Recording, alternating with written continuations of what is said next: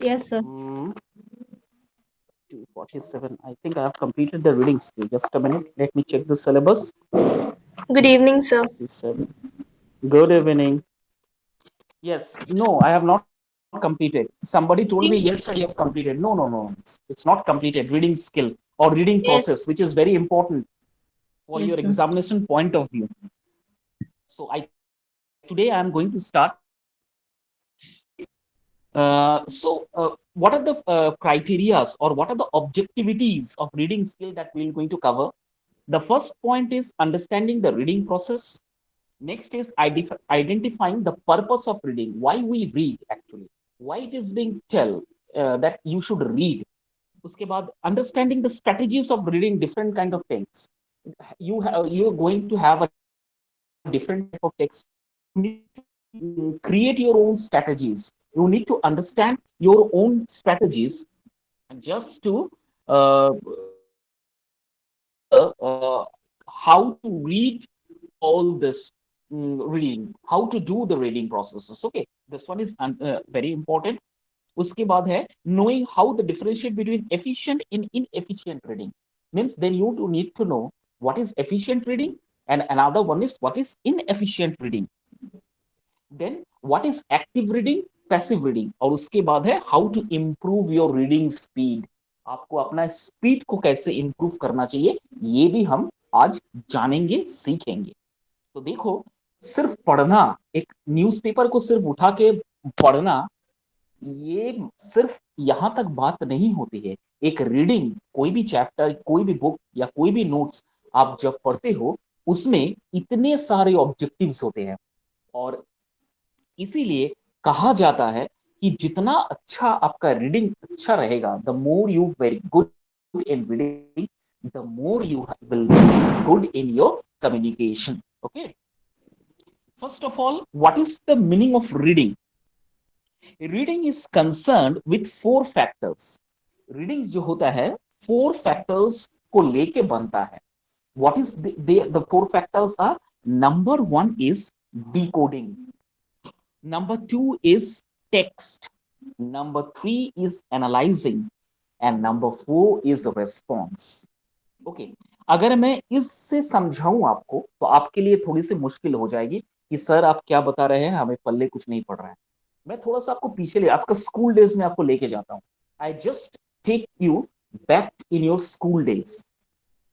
Now tell me, how many of you attempt the reading passage when you are going to, when you are appearing for, when you had appeared for your what you can say English paper.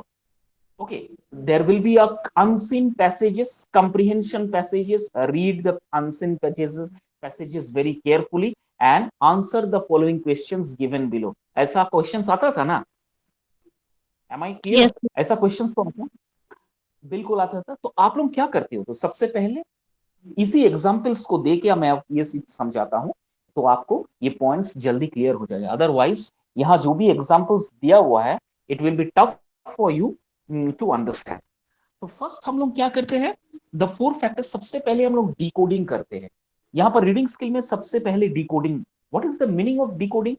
Decoding का मतलब होता है, first of all you read the passage and try to figure out the meaning of the passage, what is been written there. हम लोग सबसे पहले ये काम करते हैं. ठीक है, सिंपल. आप एक मोबाइल में आपका कोई मैसेज आता है, suppose you are receiving a message from on your WhatsApp. आप उस व्हाट्सएप मैसेज को पढ़ते हो और पढ़ने के बाद आप क्या करते हो, पढ़ना, देखना और पढ़ना, इसका पहला काम होता है डिकोड करना. क्या मतलब निकल के आ रहा है, क्या लिखा गया है, उसका क्या मतलब मुझे समझ में आ रहा है. इस प्रोसेस को हम डिकोडिंग प्रोसेस कहते हैं. और similarly in your school days, whenever you are reading the passage on a first attempt, you are reading the passage, it means that on the first attempt you are trying to understand the meaning of the passage that has been given in your question paper. तो ये process को हम decoding कहते हैं. ठीक है, next process है कंप्रीहेंडिंग.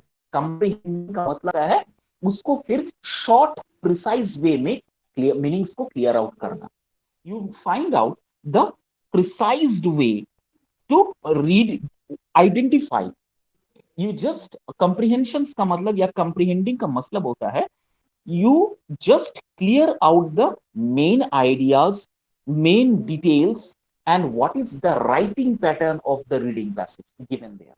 आप ये चीज को फिर आप उसका मीनिंग्स क्लियर करते हैं। ओके, नेक्स्ट क्या है? नेक्स्ट होता है आपका टेक्स्ट एनालाइजिंग।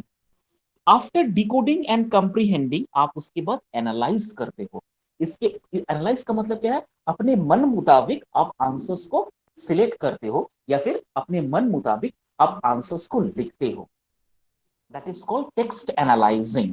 ओके, और उसके बाद लास्ट में क्या करते हो? आप रिस्पॉन्स देते हो। रिस्पॉन्स का मतलब क्या होता है? फाइनली आप एक कंक्लूजन में आते हो कि मुझे अब इसका आंसर मिल गया है, अब फाइनली मैं उसको फेयर करके कॉपी में लिखूंगा। तो रीडिंग, जब जो रीडिंग स्किल होता है उसमें भी ये चार फैक्टर्स वेरी इंपॉर्टेंट है होता है। First of all decoding, the next one is comprehending, third one is text उस analysing, and the last one is responding. This complete process, this total complete process is called a reading process और a communicative process. Is it clear? समझ में आ गया है? Yes, sir. Okay, तो ये simple सा प्रोसेस होता है आपके। हो सकता है आपको एक number one for 1 marks questions, your examiner may going to ask you this questions, how many processes of reading और how many processes of reading are there. तो आपका आंसर्स होगा decoding, comprehending, test analysing, and the last one is responding. So these are the 4 factors which we find in reading communicative process. Okay. Next आ जाते हैं reading with a purpose. हम कुछ भी जब पढ़ते हैं, हम कुछ भी, चाहे मैं आपको पढ़ा रहा हूं या आप मेरे से सुन के पढ़ रहे हो, इसका कोई पर्पस होता है। बेसिकली अभी पर्पस क्या है? First of all to appear in the examinations, to get good marks, and to get a certificate of your MBA MCA whatever you are doing. ये आपका मेन ऑब्जेक्टिव है। उसी तरह रीडिंग का भी एक पर्पस होता है, मैं किस लिए पढ़ रहा हूं, क्यों पढ़ रहा हूं। ओके, तो ये पर्पस क्या होता है? द मोस्ट, देखो क्या लिखा है, the most important thing is to settle initially is simply why a particular message being read. Okay, it is for a relaxations, for getting informations, और for discussions a later stage. Okay, हम reading पढ़ते हैं 3 reason से। एक होता है for relaxations. देखिएगा, relaxations का मतलब मैं आपको सिंपल एग्जांपल देता हूं। an aged person जिसका एज हो गया है, रिटायर्ड हो गए हैं, suppose he is been retired from the office और from the job. Now in the morning what he is doing, in the morning he sit down in a chair, he sat on a chair and just taking a sip of coffee or tea and just open the first page of the newspaper. So उसके लिए क्या होता है? उन जो उस व्यक्ति के लिए या फॉर दैट पर्टिकुलर पर्सन वो टाइम जो है और वो जो न्यूज़पेपर पढ़ना हुआ उसके लिए वो रिलैक्सेशन हो गया। वहीं पर एक जॉब ओरिएंटेड वाला व्यक्ति फर्स्ट पेज खोलता है, थर्ड पेज खोलता है और शेयर मार्केट का डिटेल्स देखता है। उसके लिए ये क्या हो गया? उसके लिए ये हो गया इंपॉर्टेंट, उसके लिए वो एक इंफॉर्मेशन हो गया। आप बहुत जन, ठीक है, उसके लिए एक इंफॉर्मेशन हो गया कि आज शेयर का भाव क्या है, आज सेंसेक्स क्या बता रहा है, आज सेंसेक्स का बेस क्या है, ये उसके लिए इंफॉर्मेशन होगी। एक और एग्जांपल देता हूं। सपोज कोई सोने चांदी की दुकान आप देखे होंगे, सबसे पहले वो लोग क्या काम करते हैं? सुबह आते हैं, पेपर देख, एकदम कॉर्नर वाला में सोना चांदी का जो क्या है उसका बेस, आज सोना चांदी का प्राइस क्या है, बढ़ा है कि घटा है, वो डेली उस चीज को फॉलो करते हैं। उसके लिए क्या हो गया? उसके लिए रीडिंग एक बिजनेस हो गया। तीसरी बात, एक स्टूडेंट आता है, किताब पढ़ता है या पेपर पढ़ता है, जो भी पढ़ता है, उसके लिए क्या हो गया? इंफॉर्मेशन हो गया प्लस नॉलेज हो गया। तो यही जो रीडिंग है, ये डिफरेंट डिफरेंट सिचुएशंस में डिफरेंट डिफरेंट लोगों के साथ ये डिफरेंट डिफरेंट सिचुएशंस के अकॉर्डिंगली चेंज हो जाता है। ये होता है पहला पर्पस ऑफ रीडिंग। ओके, एक बुजुर्ग इंसान के लिए रीडिंग क्या होता है? एक टाइम पास होता है, एक रिलैक्सेशन होता है after the retirement from the job. एक मैनेजर या एचआर के लिए एक न्यूज़पेपर पढ़ना हुआ, इंफॉर्मेशन कलेक्ट करना। एक बिजनेसमैन के लिए क्या होता है? एक बिजनेसमैन के लिए भी एक इंफॉर्मेशन कलेक्ट करना हो गया, और एक पर्पस हो गया कि आज इसका भाव क्या है, आज उसका भाव क्या है, बाजार में शेयर कितना है, क्या का बेस गिरा है कि अब वो उस वहीं पर लेवल में है। ये सारा कुछ इंफॉर्मेशन वो कलेक्ट करता है। एक स्टूडेंट के लिए क्या होता है? एक स्टूडेंट के लिए इंफॉर्मेशन भी होता है, एक नॉलेज भी होता है। तो reading purpose for different people different to everybody else according to the situation. ये हो गया पहला पर्पस। ओके, एंड इन देखो यही एग्जाम्पल जो मैंने अभी आपको समझाया है, एक इंजीनियरिंग स्टूडेंट के ऊपर ये एग्जाम्पल दिया गया है।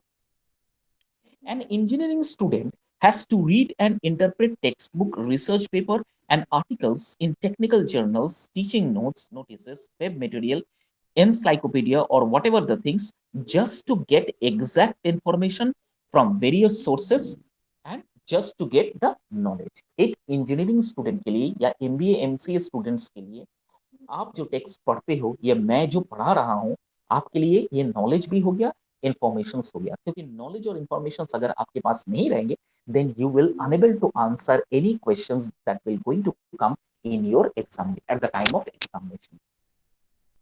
So that is why for you it is informations as well as knowledge. Okay, am I clear to you? Reading with a purpose समझ में आ गया है? अगर कभी इस Yes. चीज का क्वेश्चन आता है आपके पास में, अगर suppose you are getting any questions on what is the reading with purpose, यही जो मैंने एग्जांपल्स आपको दिया है अभी हिंदी और इंग्लिश में दोनों में, आप यही एग्जांपल को लिख के आ जाइएगा विद अ गुड एग्जांपल्स, तो देखिएगा आपको अच्छा नंबर मिलेगा, दैट विल मिलेगा। क्योंकि आपका जो आप लोगों का जो एग्जामिनर्स होते हैं वो थोड़ा सा हटके आंसर्स या फिर थोड़ा सा कुछ आपका क्रिएटिविटी वो चेक करते हैं। Sometimes they are searching for creativity. Okay, और वही मैं एक टेक्निक्स आपको बता देता हूँ। अगर आप एग्जामिनेशन सॉल्व में जाते हो, अपना क्वेश्चन पेपर्स का जो आंसर्स आप वही सेम पैटर्न में आंसर करके आते हो, देन फॉर एन एग्जामिनर वो पहले लाइन जब पढ़ते हैं उसी में आपको फिर एवरेज नंबर वो पुट कर देते हैं। They just provide you the average number on the basis of the first line of your answer. Okay, so try to always have some creativity, give some different examples in your answer sheet. What will happen? Definitely, you will going to get a very good marks apart from others. Okay, क्योंकि आप जो questions attempt कर रहे हो मतलब examination hall में आपके साथ साथ बहुत सारे स्टूडेंट्स, आप अकेले तो एग्जाम दोगे नहीं, आपके साथ बहुत सारे स्टूडेंट्स एग्जामिनेशन देंगे, and the same questions they are attempting and the same answers। तो एग्जामिनर का क्या फिर वो ये होगा, एग्जामिनर भी वही देगा कि same question same answer, average marking दे देता है। तो इस तरह का एग्जाम्पल्स अगर आप दो प्रेजेंट करके अपना आंसर्स को लिखोगे, then definitely I am 100% sure कि आपको अच्छा नंबर मिलेगा। बिकॉज मैं एक प्रोफेसर हूँ, being I am faculty, I am also checking the papers. Okay, I am also checking the papers that are coming from Jharkhand University of Technology, or you can say from other boards and all. I am also checking the papers. Okay, so I know exactly what is the perfect way to get some good marks in your answer sheet while answer। इसीलिए मैं आपको बता रहा हूँ कि ये जो भी एग्जाम्पल्स मैंने आपको बताया है, अगर इस एग्जाम्पल्स को आप अपने आंसर्स में यूटिलाइज करते हो, 100% you will going to get very good marks। Am I clear? Yes, sir. Okay, चलो यस सर तो बोल रहे हो। Now I need to see that how many of you will going to obey this formula, utilize this formula, sorry। Now the next point is difference between efficient and inefficient reading। now what is the difference between efficient and inefficient reading? ये दोनों में difference क्या है, inefficient और efficient reading में? देखो, पहला, efficient reading जो करते हैं, the person who is doing very efficient in his reading, उसका पहला काम क्या होता है? The language of the text is comprehensible. आप देखिएगा, the person who is taking reading or who is reading any text, he is just first of all he it comprehending का मैंने पहले क्या बताया, analyzing, bringing out or clearing out, clarifying the meanings of the text, वो एक efficient reader के skill में होता है। नेक्स्ट होता है the content is accessible because of the readers familiarity with the content.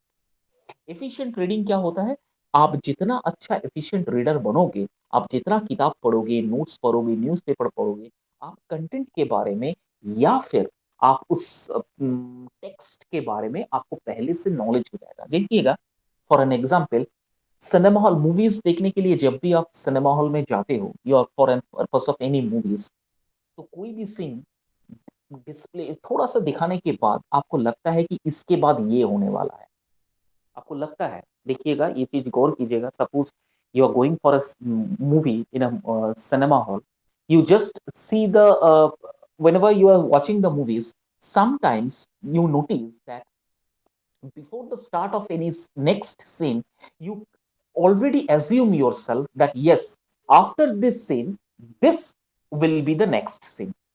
ये कैसे कर लेते हो? Because of an experience. आप इतने सालों से मूवीज देख रहे हो, चाहे वो आप सिनेमा हॉल में देख रहे हो या फिर घर में टीवी में देख रहे हो या अपने मोबाइल या नेटफ्लिक्स में देख रहे हो, एक्सपीरियंस हो जाता है डेफिनेटली, पता लग जाता है इस सीन के बाद क्या होने वाला है। तो जो एफिशिएंट रीडर होता है, the person who is very efficient in reading, उसका भी यही थोड़ा सा यही मोटिव रहता है कि इतना रीडिंग वो करता है, उसका स्किल इतना शार्प हो जाता है कि उसे पता होता है कि मैं कहां से एग्जैक्टली exactly इसका मीनिंग को एक्सट्रैक्ट कर पाऊंगा। This is inefficient reading, sorry, this is called efficient reading. The next one is the reader has background information to help understand the text. आप ये चीज गौर कीजिएगा। फर्स्ट ऑफ ऑल, आपने ये चीज देखा है कि नहीं मुझे पता नहीं, जो भी अच्छा रीडर्स होता है, जो they are very much the person who is very much familiar with any books, those who are very loved with their books and all, what they used to do, the first of all they try to read the abstract of any book। कोई भी book का एक abstract वो पढ़ लेंगे और writer के बारे में थोड़ा सा पढ़ लेंगे। इससे क्या होगा, उसको आइडियाज मिल जाता है कि actually what the book is all about. ठीक है, वो एब्स्ट्रैक्ट से पता चल जाता है कि ये बुक्स किसके बारे में लिखा गया है।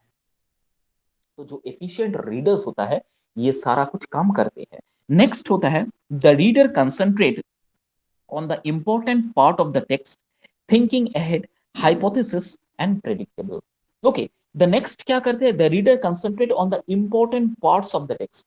जो भी रीडर होता है, जो भी टेक्स्ट, मैगजीन, न्यूज़पेपर जो भी पढ़ते हैं, वो एग्जैक्टली क्या करते हैं, सबसे पहले उसका एक थॉट अपने दिमाग में लाते हैं, इंफॉर्मेशन कलेक्ट करते हैं, मीनिंग्स को एक्सट्रैक्ट करते हैं और उसके अकॉर्डिंगली वो फिर आगे बढ़ते हैं। ओके, तो ये एफिशिएंट रीडिंग्स करने का एक 4 या 4 पॉइंट्स बताया गया है अकॉर्डिंग टू द राइटर। वहीं पर जो एक इनएफिशिएंट रीडर होता है, इसके ऑपोजिट होता है। वो क्या करते हैं, उसको लैंग्वेज का पता नहीं रहता है, वो उसका मीनिंग्स क्लियर नहीं हो पाता है, समटाइम्स कुछ नया वर्ड्स यहाँ पर इंक्लूड होता है, उसको उसका नॉलेज नहीं है, उसको उसका इल्म नहीं होता है, इनएक्सपीरियंस रहता है, वो रीडिंग्स का बैकग्राउंड को इंफॉर्मेशन जानने की कोशिश नहीं करता है, सिर्फ और सिर्फ उसको नोट से मतलब है, सिर्फ और सोचिए मुझसे इससे क्या फायदा होगा, मुझे नोट्स चाहिए। ठीक है, तो इस तरह का जो भी रीडर होता है, इस तरह का जो भी स्टूडेंट्स होता है, आगे जाके बहुत दिक्कतें हो जाती है। आधा अधूरा नॉलेज जो होता है, वो इस कहा जाता है ना, इंग्लिश में एक प्रोवर्ब है, little knowledge is very dangerous. The same thing with that. तो जो क्या करते हैं, सिर्फ और सिर्फ उस मीनिंग्स के ऊपर ही डिपेंड करते हैं, थोड़ा सा इंफॉर्मेशन मिल जाए बस उसी में वो खुश रहते हैं, उसके बाद इंफॉर्मेशन कलेक्ट करने के लिए कोई उसका मतलब वो लगाव नहीं रहता है, वो आगे जाके बहुत प्रॉब्लम्स क्रिएट होता है, फेस करते हैं। ठीक है, जब वो उस डिग्री को, उस सर्टिफिकेट को कहीं प्रेजेंट करते हैं, जॉब्स में या फिर अपने इंटरव्यू में, तो डेफिनेटली आपका जब इतना quality, suppose for example you people are doing, मैं एक एग्जांपल ले लेता हूँ, फॉर यू पीपल, आप लोग एमएससी, आप लोग सब मास्टर इन साइंस या एमबीए पढ़ रहे हैं, सबको सर्टिफिकेट मिल गया। ठीक है, अब कैसे मिला वो आप जानते हो, मिल गया सबको सर्टिफिकेट, अच्छा अच्छा नंबर मिला। अब वही सर्टिफिकेट आपको प्रोड्यूस कर रहे हो कैसे, किसी एचआर के सामने, प्रमोशंस के लिए, या फिर नए जॉब्स के लिए आप अप्लाई कर रहे हो, वो एमबीए सर्टिफिकेट या एमसीए सर्टिफिकेट दिखा के आप कर रहे हो. Now, on the basis of your marks and on the basis of your certificates, what the HR or your manager will do, they will simply ask you the questions on the subject matter. Definitely. Now, if you answer those questions that your HR or manager or your boss asked to you, if you answer those questions, then definitely the boss will think ये लड़की पढ़ी है सही में, ये लड़की या लड़का जो भी है, ये स्टूडेंट पढ़ाई करके आई है. उसका एक क्या होता है, पॉजिटिव एक्सपेक्ट बढ़ जाता है. दोबारा आपकी प्रमोशंस के लिए वो दोबारा आपसे कोई सवाल नहीं करेगा. ठीक है, वो तुरंत बोलेगा नहीं, ये लड़का या जो बॉय या गर्ल या ये जो fellow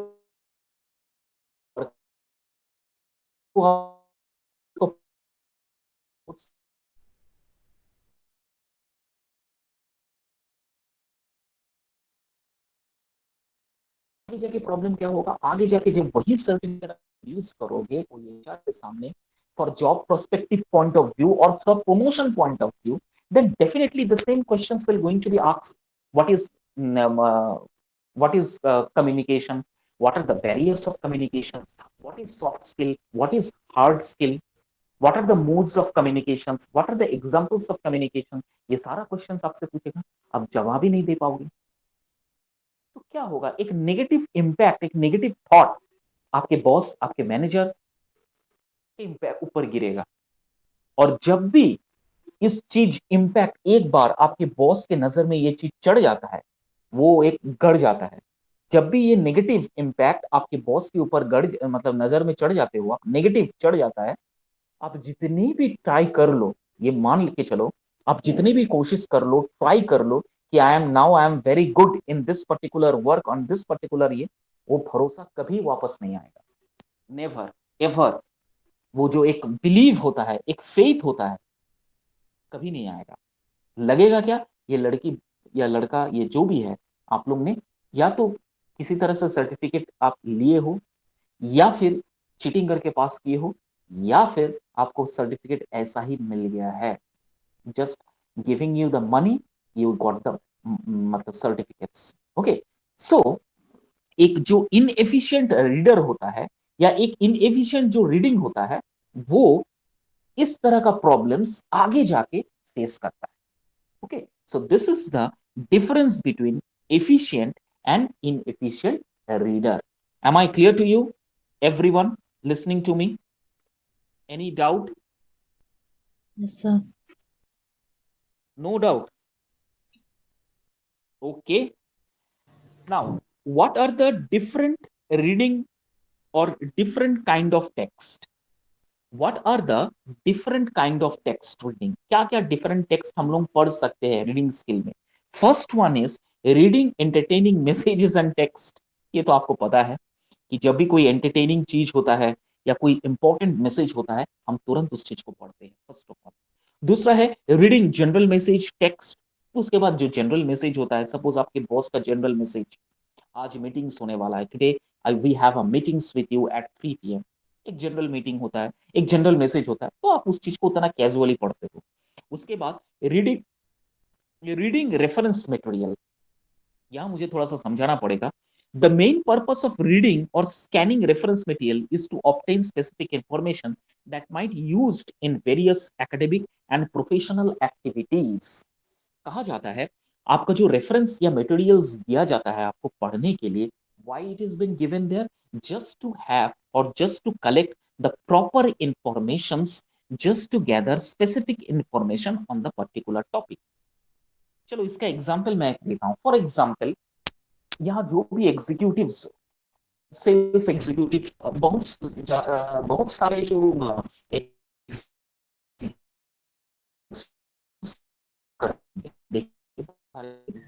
So your voice is not clear. उनको, अच्छा, ये अब अभी मधुस्मिता अभी क्लियर नहीं है कि पहले क्लियर था, अभी? हेलो. Sir, अभी clear नहीं है. बीच बीच ओके, में रुक रुक के अभी आवाज आ आवाज आ रही रही है? देखो तो, ठीक है, अभी आ रही है आवाज? देखो तो है। थोड़ा नॉट सा। So clear. Now it is clear to me, clear, no still sir. Clear? Okay. Hello. Just check my voice, please. Hello, hello. Now it is clear. Hello. Just check it whether this is or not. Hello. Hello. Is it clear? Is it okay? Coming to you? Oh, not clear. Okay.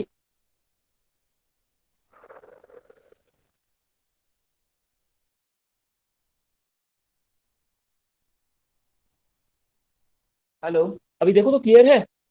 Is it clear? Yes sir. Okay, चलो।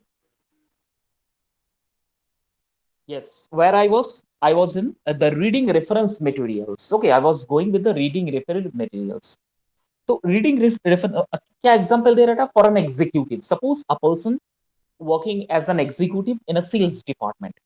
Okay, now his senior HR just provided him some important information or some important materials, reading materials to him, saying uh, that this is a new product.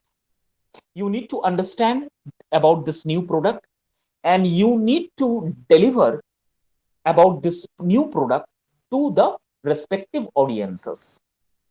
Okay, so what this particular person or the particular executive will do, he or she will just collect the information, collect the material, and specifically identifying the informations through scanning or through skimming, just to do the effective way and collect the information. मैं हिंदी में समझा देता हूं।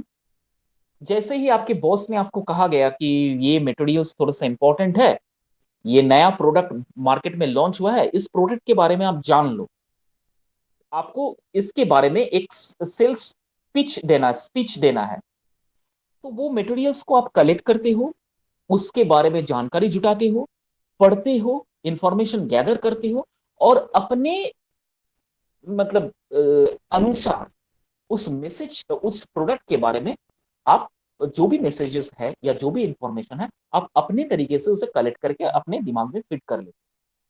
उसके बाद जब आपके HR कहा जाता है, तो आपसे कहते हैं कि जाइए और आप इस प्रोडक्ट के बारे में दूसरों को समझाइए।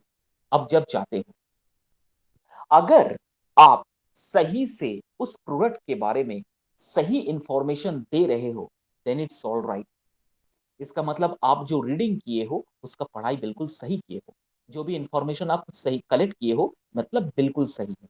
लेकिन अगर आप गलत इंफॉर्मेशन दे रहे हो, ठीक है, आपको मीनिंग्स क्लियर नहीं है, इंफॉर्मेशंस आप गैदर नहीं किए हो, आपका इंफॉर्मेशंस जो वहां मटेरियल में है और आप जो बोल रहे हो, दोनों में कोई कोऑर्डिनेशन नहीं है, समन्वय नहीं है, जो दोनों में कोई तालमेल नहीं है, इसका मतलब क्या है? आप रॉन्ग स्पीच दे रहे हो अपने ऑडियंस को। ठीक है, इससे दिक्कत क्या होगा? आपका जो एक प्रमोशन या फिर आपका जो एक फीडबैक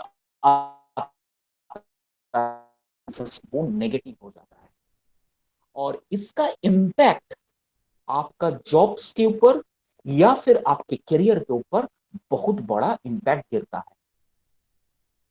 ये points is very very important. That is why reading reference materials जब भी मिले in your work place, okay, आप ध्यान से उस चीज को पढ़िएगा, इंफॉर्मेशन कलेक्ट कीजिएगा।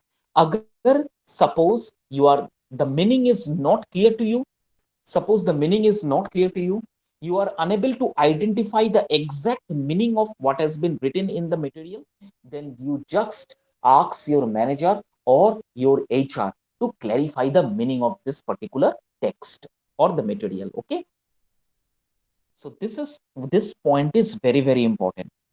ओके उसके बाद होता है reading business documents. What is the meaning of this reading business document?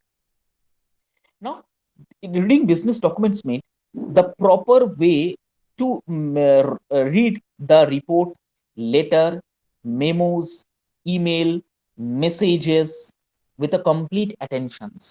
Okay, this reading is called reading business documents. कोई भी बिजनेस ऑफिस में आप काम करते होंगे, आपको मेल चेक करना होता है. आप लोग तो मैक्सिमम जॉब्स ओरिएंटेड होंगे, आपको ये सब होता है. जो नहीं है देखिएगा ये सब चीज आएगा इन फ्यूचर. मेल्स चेक करना होता है. You need to look at the mails. उसके बाद डे टू डे आपको लेटर्स को, बिजनेस लेटर्स को फॉलो अप करना होता है. डे टू डे आपको रिपोर्ट्स तैयार करना होता है. तो कैसे करते हो?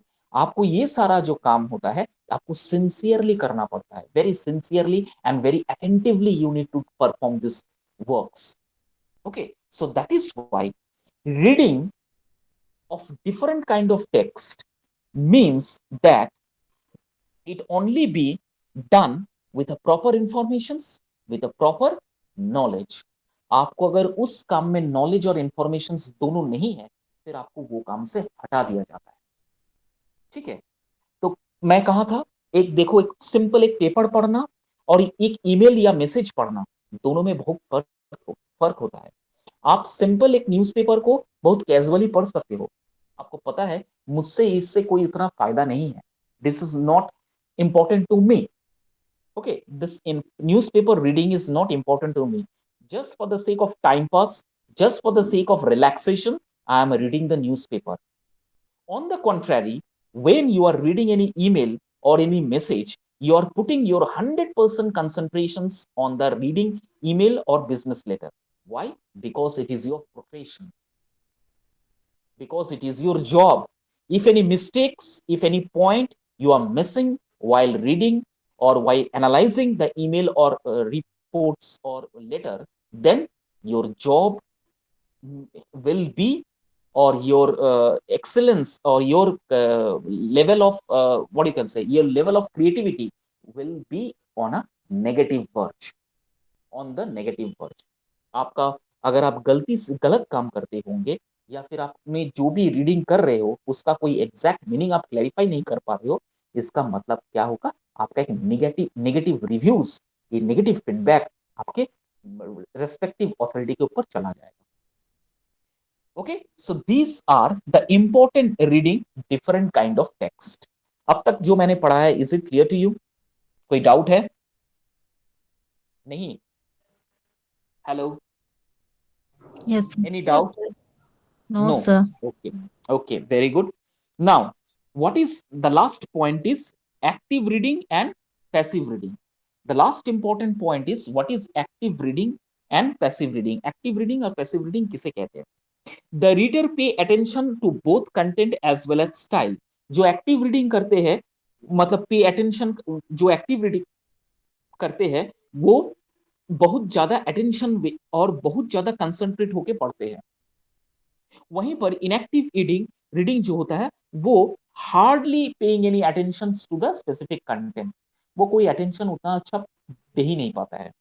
नेक्स्ट है the reader interpret and analyse what he और she needs in order to understand both explicit as well as implicit meaning of the written messages. The reader जो एक्टिव रीडर होता है, फर्स्ट ऑफ ऑल वो क्या काम करते हैं? First of all वो जो भी टेक्स्ट पढ़ते हैं उसका मीनिंग्स को क्लियर करते हैं, इंफॉर्मेशन कलेक्ट करते हैं. वहीं पर जो पैसिव रीडिंग करते हैं उसको मीनिंग्स का कोई मतलब नहीं होता है. जैसा आ रहा है बस मुझे जैसे भी करके निपटना है, दैट्स ऑल. नेक्स्ट है the reading predicts and respond to the context. उसके बाद जो भी वो रीड करते हैं इन कॉन्टेक्स्ट उसको वो मतलब आर्ग्यूमेंट करते हैं, डिस्कशंस करते हैं अपने सीनियर्स के साथ. वहीं पर एक पैसिव रीडर जो होता है उसका काम सिर्फ पढ़ना होता है, रीडिंग करना होता है, मीनिंग्स क्लियर नहीं करना होता है, बस किताब बंद करके रख देना होता है. द नेक्स्ट होता है the reader draw interference and conclusions. The reader is only concern with the literal meaning और रिटन मैसेजेस. इसके बाद जो एक्टिव रीडर होता है वो कंक्लूजन में आता है, एंड तक पढ़ाई करता है और प्रॉपर इंफॉर्मेशन लेके ही तब वो जाके वो काम को कंप्लीट करता है. लेकिन वहीं पर पैसिव रीडर क्या करते हैं, बीच में ही सब कुछ छोड़ देते हैं, he just left in the middle of the text. और ये भी कह सकते हैं the reader is only concern with the literal meaning of a written messages. या फिर ऐसा होता है ऊपर ऊपर ही, जो ऊपर ऊपर का मीनिंग्स होता है उतना गहराई में नहीं जाता है, सिर्फ और सिर्फ ऊपर ऊपर का जो मीनिंग्स होता है उसको वो क्लियर करते हैं, उसके बाद वो छोड़ देते हैं। तो this is the basic difference between active reading and passive reading.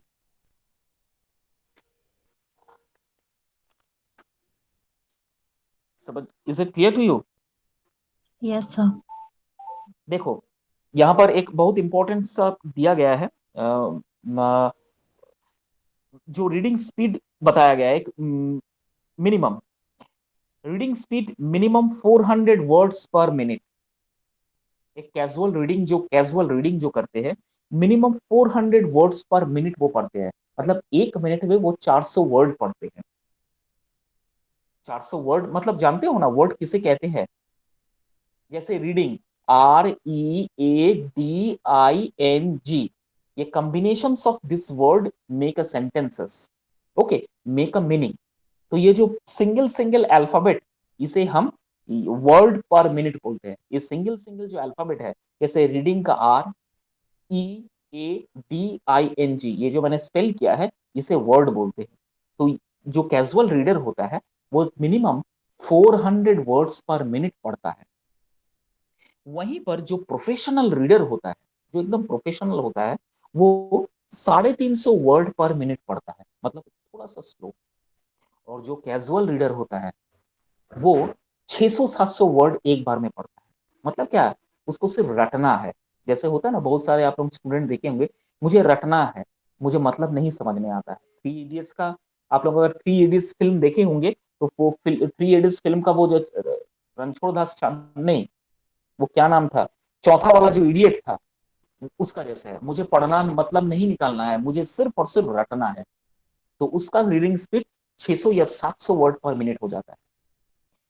उस यही एक अच्छा रीडर का निशानी है। एक अच्छा रीडर जो होता है मिनिमम 350 से 300 वर्ड मिनट पढ़ना चाहिए, तब जाके आप उस टेक्स्ट का मीनिंग आप क्लैरिफाई या क्लियर आउट कर पाओगे। Understood this part? Yes, sir.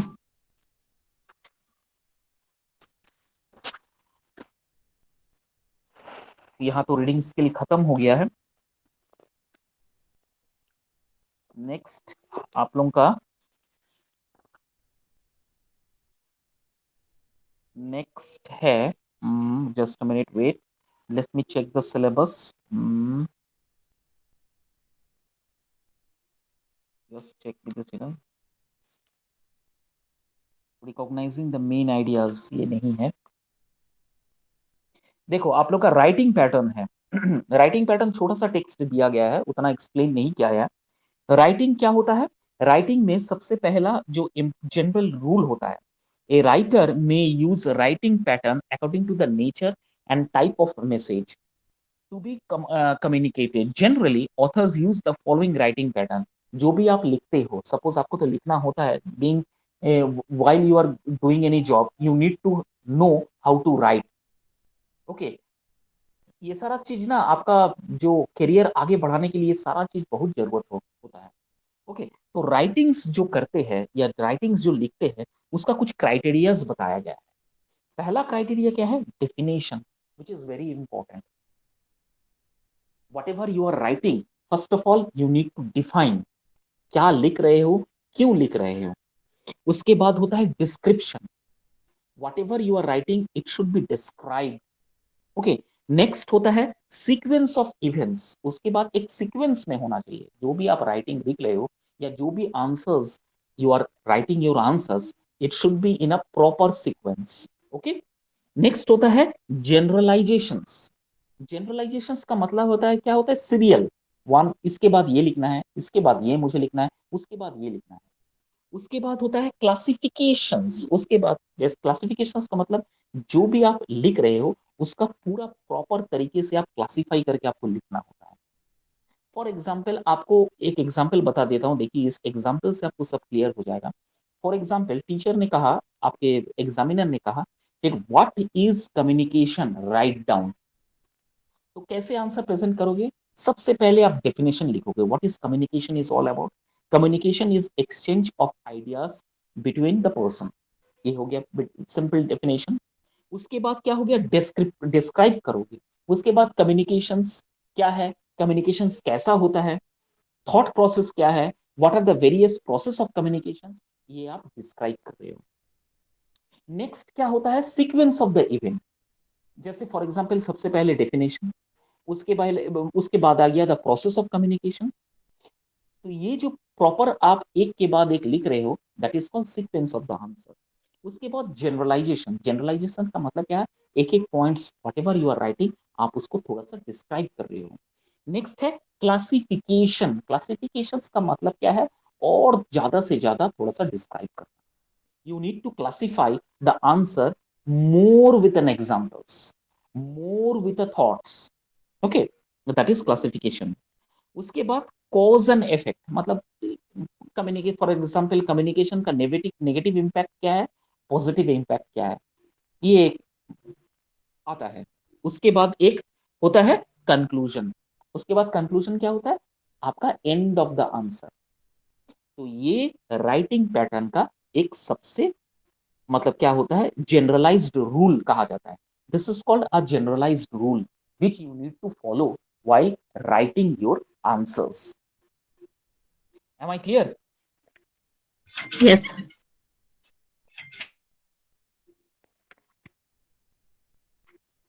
Um,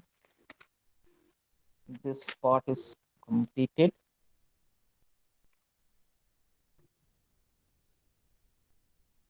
Um, okay, just a minute, wait.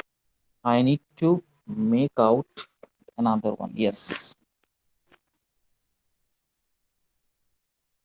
अच्छा, आप लोगों का सिलेबस में मैं देख रहा हूं, आप लोगों का सिलेबस में लेटर राइटिंग है, means business letter writing. Okay, business letter writing which is very very important. Okay, job applications. Okay, which one is very important, how to write a job applications, writing effective cover letter. Okay, this one is very important. Format of writing, ये आप लोगों का दिया है syllabus में। Okay, this one is very important. एक minute. Okay, आप लोग का देखिएगा, मैं एक चीज अब से बता दे रहा हूँ, अभी से बता दे रहा हूँ, देखिएगा ये मिला लीजिएगा। आप लोग का जो भी लेटर आएगा ना, सेल्स लेटर आएगा, बिजनेस लेटर जो भी आए, सेल्स लेटर आएगा।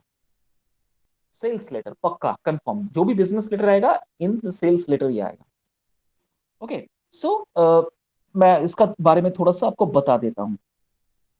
ओके, यहाँ पर दिया है structure of a letter. Structure कैसा होना चाहिए, एक लेटर का स्ट्रक्चर कैसा होना चाहिए। First of all there be a openings. Okay, first of all there will be an openings. Openings का मतलब क्या होता है, first of all you need to write the proper address to whom you are communicating this letter. Okay, this one is very important. The next one is, after writing the proper address, then comes to the introduction part of a letter. Then you need to write the introduction part of a letter. What is the meaning of introduction part of a letter? Introduction part of a letter मतलब क्या था, किस motive से आप letter लिख रहे हैं, what is the motive. जैसे हम लोग लिखते हैं ना subject, that is the subject part. Okay, what is the motive behind writing this letter, वो थोड़ा सा आपको लिखना पड़ता है। Then next come to the body of the letter.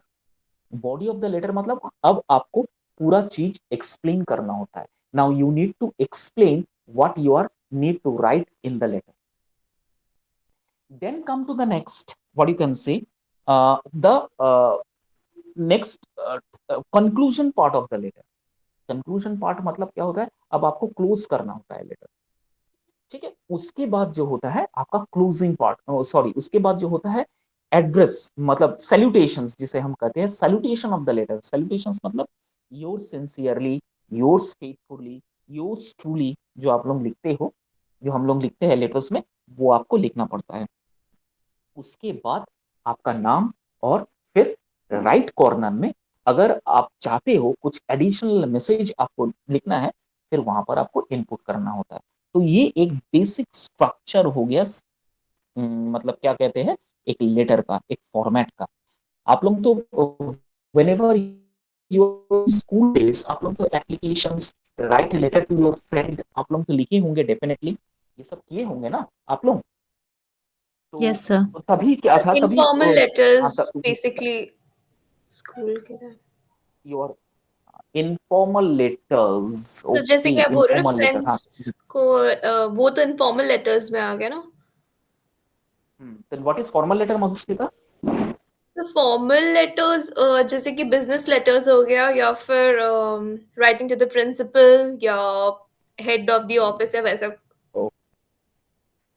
And जैसे कि सर आपने मेंशन करा सेल्स लेटर, ये सारे बिजनेस लेटर्स में आते हैं, formal okay, letters. Now I want, okay, now I want to rectify, Madhusmita, a little bit. Writing a letter to the principal of your school or college cannot be considered as a formal letter. Why? As because there will be a question, why, sir? Why writing a letter to the principal is cannot be counted as a formal letter? As because while writing the letter to the principal, you are just mentioning your personal problems, your unavoidable reason, some unavoidable circumstances that comes to you, that happens to you. You are mentioning that thing.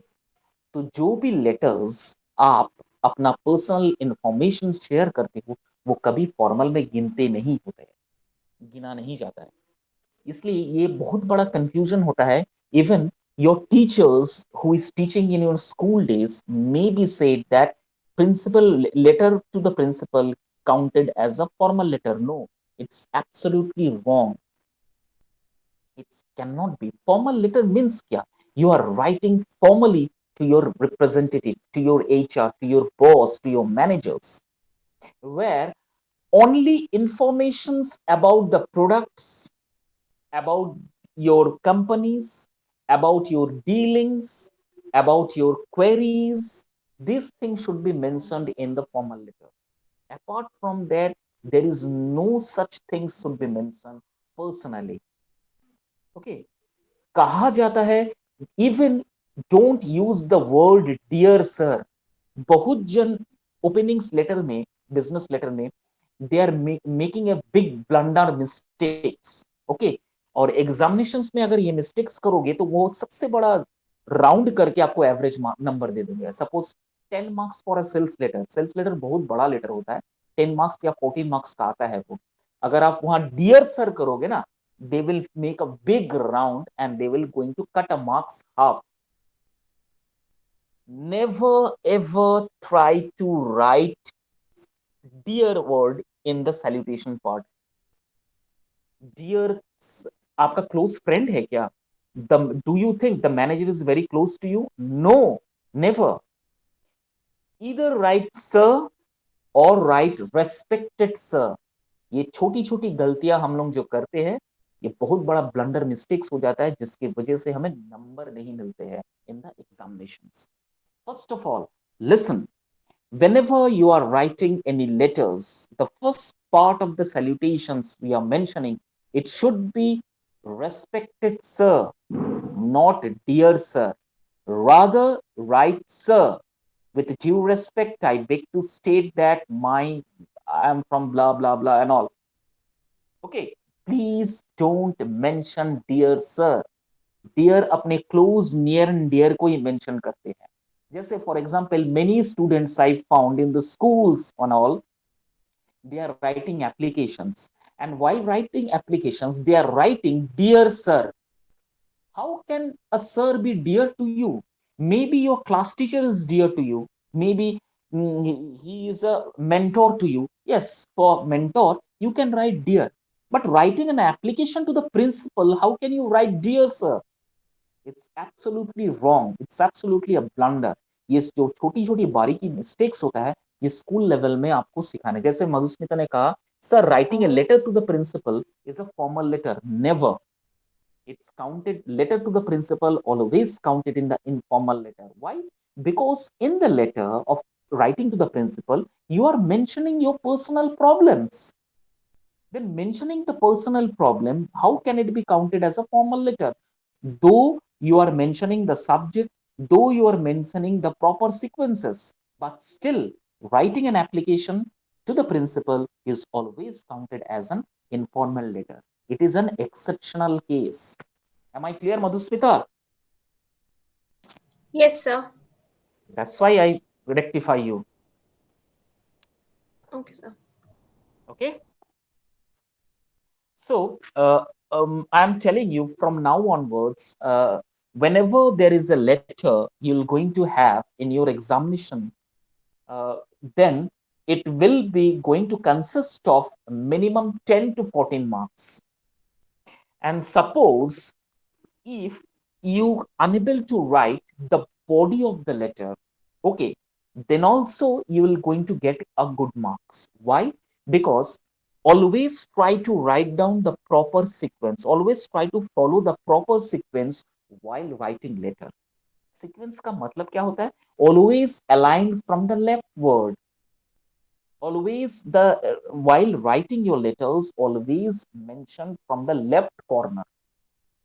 पहले जो rain and Martins जो किताब थे English के, आज से 2007-8, वहां पर रेन एंड मार्टिन्स जो भी लिखते थे इंग्लिश में लेटर्स, आप देखिएगा every writing address, mentioning the salutations, writing the closing address, they are mentioning on the right side. But now the system is completely changed.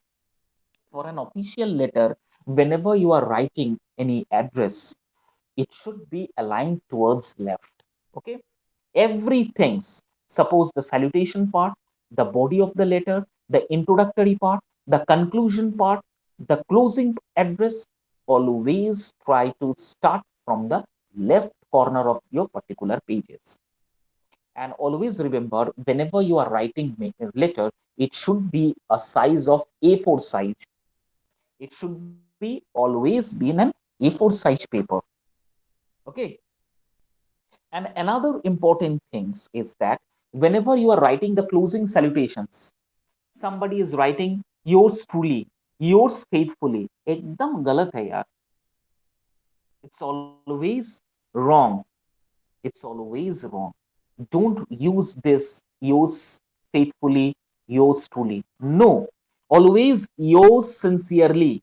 या sincerely yours. बस formal letters में हमेशा सिंसियरली यूज होता है, उससे कुछ नहीं, उससे ज्यादा कुछ नहीं. Am I clear, Madhusmita, Sarita, and those Yes. Who are listening to me? Okay, very carefully ये सब चीज जो हो है, Yes, sir. एकदम माइंड, एकदम ये सब चीज, ये these are of full marks. और एक और चीज मैं बता देता हूं, अभी रिसेंटली मैंने कुछ टाटा मैग्रिल्स के बुक्स फॉलो कर रहा था, जिसमें ये पता चल रहा था कि sincerely, yours sincerely, that one is also not mentioning, that part, yours part is also not to mention. The writer is saying that in the sales letter or in a business letter or in a formal letter, whenever you are writing any things, please don't mention your word. Sincerely, just sincerely. कैसे लिखना चाहिए? First of all, date, address, respected sir. Okay, अगर sir H R very close to you, और बहुत जगह देखा गया है कि डियर वर्ड यूज होता है. Now the question is coming that sir, dear word तो यूज होता है, डेफिनेटली यूज होता है, but if you are in a same profession, same field, or you are having a same position, you have a same designations. ध्यान से इस logic को समझो.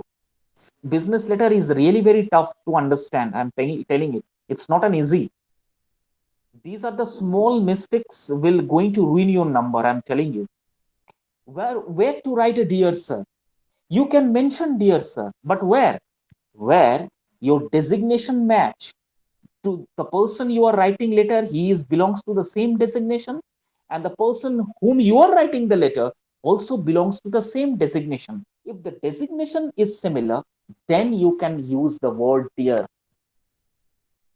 Okay, and suppose your designation is little bit lower and you are writing to your executives, higher executives, then always mention respected sir.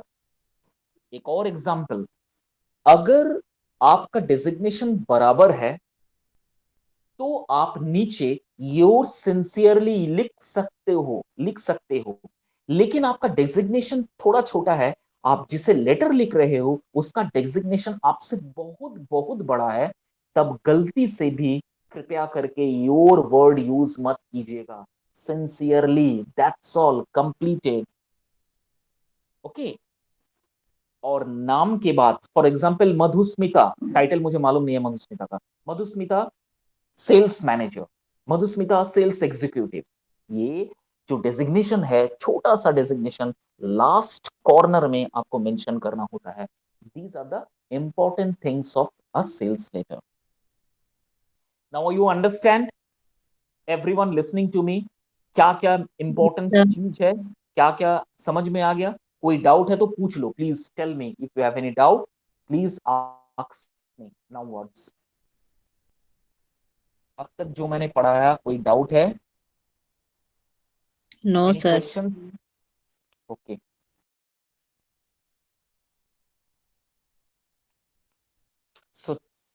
so whatever the things, reading skill, writing skill and letter, sorry, business letter, is it clear to you?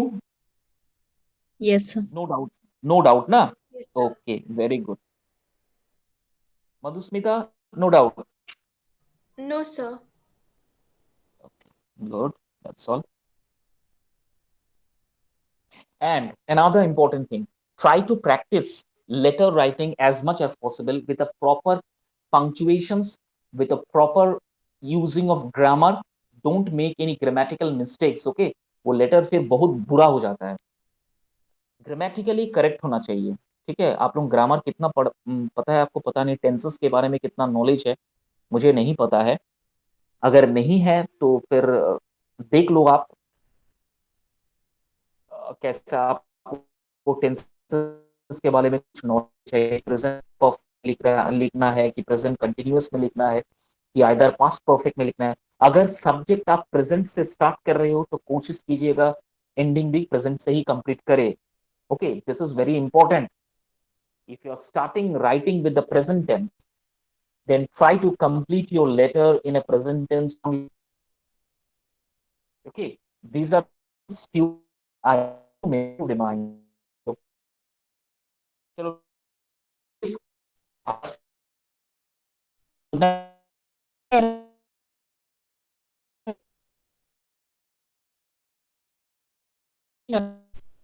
तो आज ही छोड़ देते हैं।